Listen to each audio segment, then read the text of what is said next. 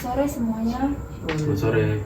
Ya, sebelumnya saya mau mengucapkan terima kasih untuk saudara-saudara karena sudah boleh meluangkan waktu untuk menghadiri penyuluhan di saat ini. Di saat ini saya akan memberikan penyuluhan, tapi sebelum itu saya ingin memperkenalkan diri saya. Nama saya Kartini Afiliana Malalayo, mahasiswa Fakultas Kesehatan dari Universitas Kristen Indonesia Maluku.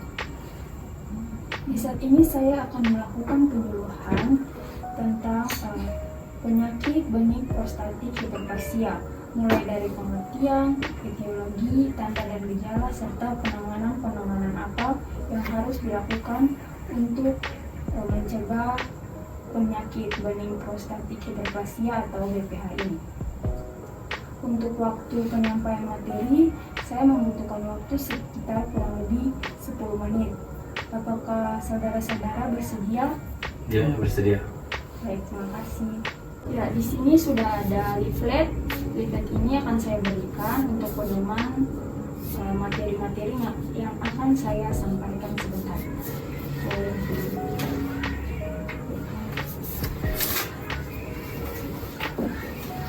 Boleh dilihat. Ya. Jadi materi di saat ini yaitu tentang penyakit bening prostatik hiperplasia atau BPH. Yang pertama yang harus kita ketahui yaitu pengertian dari BPH ini. Apa itu BPH? BPH adalah pembesaran prostat jinak atau sering dikenal dengan istilah bahasa Inggris yaitu bening prostatik hiperplasia atau BPH, yaitu pertumbuhan berlebihan dari prostat yang bersifat jinak dan bukan kanker. Pembesaran prostat jinak merupakan salah satu penyakit pada usia tua dan umumnya diderita oleh kebanyakan pria berusia di atas 50 tahun. Hiperplasia prostat jinak adalah kondisi neoplastik yang paling umum menimpa laki-laki tua. Hubungan BPH dengan penuaan telah dibuktikan berulang kali dalam studi otopsi memanfaatkan hitungan atau berat badan aktual, volume prostat atau kriteria histologis. Kemudian, apa saja penyebab terjadinya penyakit BPH? Penyebab utama BPH dapat berupa perubahan aktivitas hormon yang berhubungan dengan usia.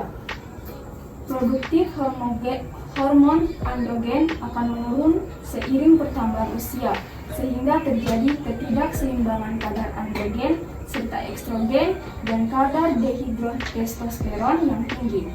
Dehidrotestosteron merupakan hormon androgen intrasel prostat yang utama. Selain peningkatan kadar dehidrotestosteron dan proses penuaan, adapun beberapa hipotesis yang diduga sebagai penyebab timbulnya BPH. Berikut: 1. Adanya perubahan keseimbangan antara hormon testosteron dan estrogen pada usia lanjut. 2. Peran faktor pertumbuhan sebagai pemicu pertumbuhan stroma kelenjar prostat. 3. Meningkatnya lama hidup sel-sel prostat karena kekurangan sel yang mati. Dan yang keempat, teori sel stem menerangkan bahwa terjadinya proliferasi abnormal sel stem sehingga menyebabkan produksi sel stroma dan sel epitel kelenjar prostat menjadi berlebihan.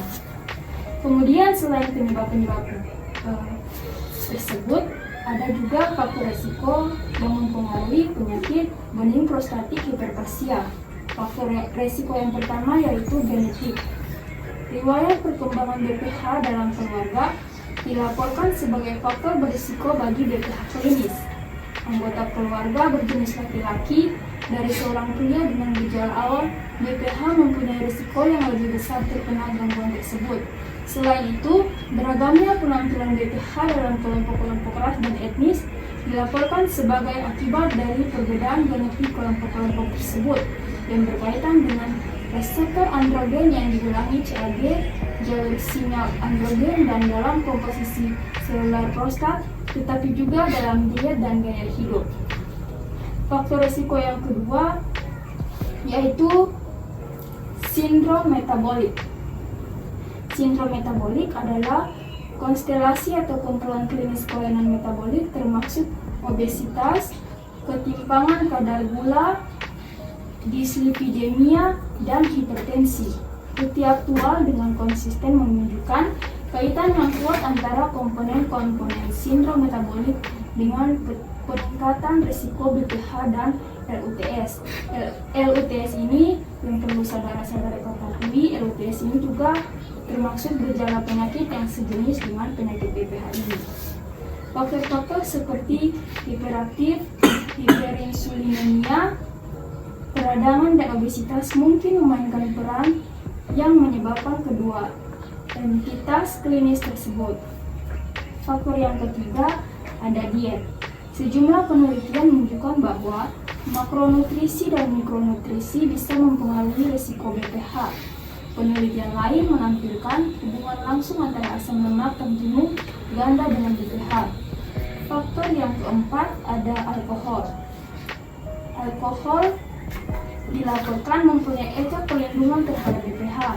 Ini dapat disebabkan oleh penurunan produksi dan level plasma testosteron oleh alkohol. Faktor risiko yang kelima ada aktivitas fisik. Beberapa penelitian lintas bidang menghubungkan peningkatan aktivitas fisik dengan penurunan risiko BPH. Ini menunjukkan bahwa latihan fisik merupakan satu faktor pelindung, mungkin disebabkan oleh penurunan berat badan, lancarnya aliran darah, dan normalisasi serum lipid dan penumpukan lipoprotein. Dan faktor risiko yang keenam, merokok. Sejumlah penelitian menunjukkan teori hubungan terbaik antara merokok dengan BPH. Mungkin dikaitkan dengan penurunan nafsu makan dan adipositas atau obesitas.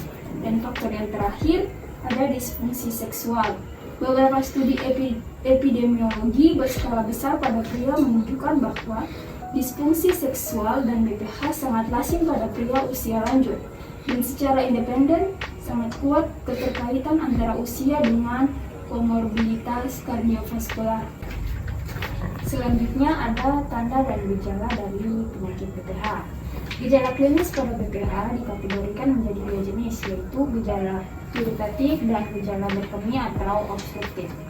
Gejala iritatif pada pasien menunjukkan gejala peningkatan frekuensi buang air kecil, nocturia, urgensi kemih, rasa terbakar saat buang air kecil.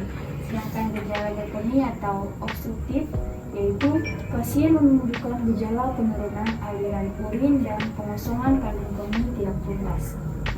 Gejala atau perubahan yang disebabkan oleh benign prostate obstruction di dalam kandungan kemih juga dapat dibagi menjadi dua fase, yaitu fase awal yang ditandai dengan obstruksi yang dikompensasi oleh peningkatan aktivitas otot detrusor yang mengakibatkan pengosongan kandung kemih tidak tuntas, dan fase kedua ditandai dengan berkurangnya aktivitas dan kontraktilitas detrusor. Kemudian, apa saja penanganan yang dilakukan untuk mencegah penyakit benign prostatic hyperplasia atau BPH ini? Nah, penanganannya terdiri dari 3 penanganan, yaitu ada perawatan mandiri, obat-obatan, dan juga operasi. Untuk perawatan mandiri terdiri dari 1. Menghindari minum apapun 1-2 jam sebelum tidur, membatasi asupan minuman yang mengandung kafein dan alkohol, membatasi konsumsi obat pilet yang mengandung dekomestan dan antihistamin, tidak menahan atau menunda buang air kecil, membuat jadwal untuk buang air kecil misalnya tiap 4 jam atau 6 jam, menjaga berat badan ideal dengan menjalani pola makan yang sehat, berolahraga secara teratur dan rutin melakukan senam kegel. Dan terakhir, mengelola stres dengan baik. Untuk obat-obatan, yang pertama penghambat alfa seperti tamsulosin untuk memudahkan buang air kecil, dan yang kedua penghambat alfa reductase seperti finasterid atau dutasterid untuk menurunkan ukuran prostat. Yang ketiga yaitu ada operasi. Operasi itu terdiri dari 2. Ada transurethral resection of the prostate atau TURP, dan ada transurethral incision of the prostate. Yang pertama TURP itu merupakan metode operasi yang paling sering dilakukan untuk mengangkat kelebihan jaringan prostat. Dalam prosedur ini, Jaringan prostat yang menyumbat diangkat sedikit demi sedikit menggunakan alat khusus yang dimasukkan melalui lubang pancing. Untuk operasi yang kedua, TUIP itu tidak mengangkat jaringan prostat, tetapi membuat irisan kecil pada prostat agar aliran urin menjadi lancar. Prosedur ini dilakukan pada pembesaran prostat yang ukurannya kecil hingga sedang. Ya, jadi itu saja materi yang saya sampaikan terkait dengan penyakit BPH. Selanjutnya saya memberikan kesempatan untuk saudara-saudara apakah ada yang memberikan pertanyaan. Silakan. Apakah ada komplikasi untuk penyakit BPH? Ya, terima kasih. Kalau saudara Ya. apakah ada pertanyaan? Ya, pertanyaan saya di sini mengenai penyakit tersebut, apa saja pemeriksaan penunjang untuk penyakit BPH dan bisa dijelaskan? Baik, terima kasih karena sudah memberikan pertanyaan. Akan saya jawab. Yang pertama yaitu komplikasi. Nah, jadi komplikasi untuk penyakit BPH ini ada ya. Komplikasinya itu ada retensi urin akut, ada infeksi saluran kemih atau biasanya disebut dengan ISK, ada batu kandung kemih dan juga gangguan fungsi kandung kemih dan gangguan fungsi ginjal. Retensi urin akut itu merupakan ketidakmampuan mendadak untuk buang air kecil. Kalau ISK itu merupakan urin sisa yang disebabkan oleh BPH dapat menyebabkan infeksi saluran kemih rekuren. Kalau batu kandung kemih itu merupakan peningkatan risiko pembentukan batu kandung kemih. Kalau gangguan fungsi kandung kemih itu BPH dapat menyebabkan obstruksi saluran kandung kemih. Yang terakhir gangguan fungsi ginjal. Kalau itu BPH berat dapat menyebabkan air seni kembali ke dalam dan merusak ginjal. Lalu untuk pertanyaan yang kedua terkait dengan pemeriksaan penunjang untuk penyakit BPH. Jadi pemeriksaan penunjangnya itu ada beberapa ya, yaitu pemeriksaan lab, ada pemeriksaan radiologis, ada pemeriksaan prostatektomi retropubis, dan ada pemeriksaan prostatektomi perineal.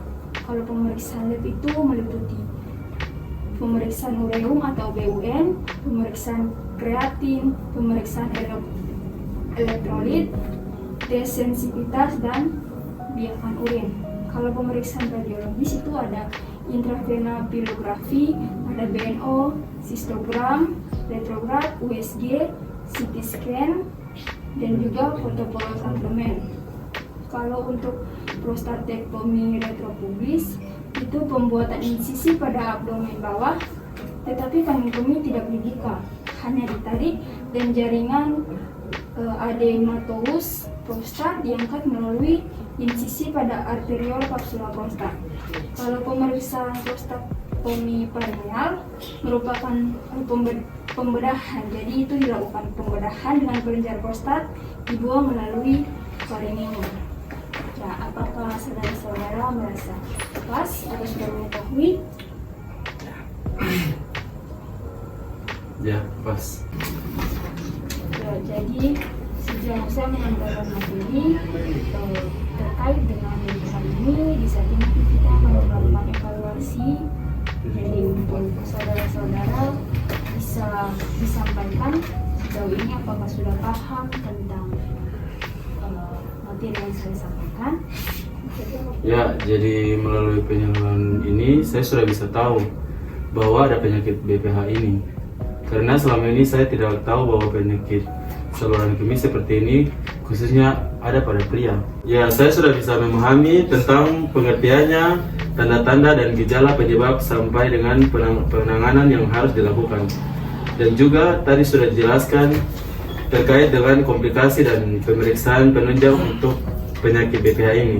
Ya, itu saya yang ingin saya sampaikan. Terima kasih. Ya, terima kasih karena sudah bisa memahami tentang penyakit ini.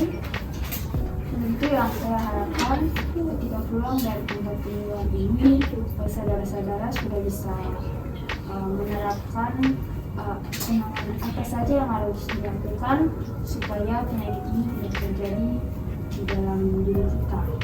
Bukan pada usia ini, tapi penyakit ini lebih fokus harus kepada usia lanjut 50 ke atas.